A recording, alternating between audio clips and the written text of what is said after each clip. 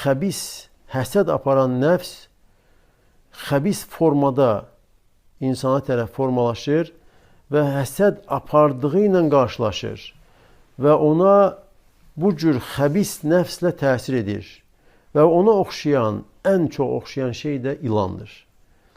Onda olan güclü zəhər düşməni ilə qarşılaşdığı zaman düşmənin üzərinə atılır, şiddətli, zəhərli bu ilan güc qüvvəti ilə, qəzəbi ilə və ona tərəf xəbis şəkildə zərər verməyə çalışır və həsəd aparan insan da belədir.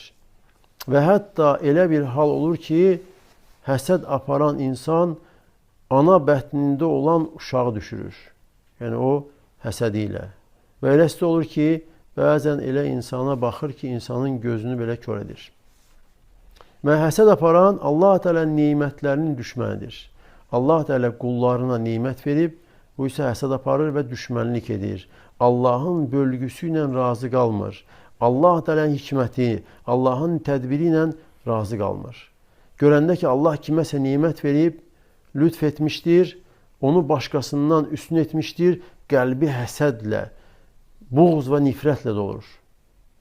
Və həsəd aparan insanın ən böyük vəsfi də odur ki, o Allah Teala'nın qullarına verdiyi nemətə düşməndir.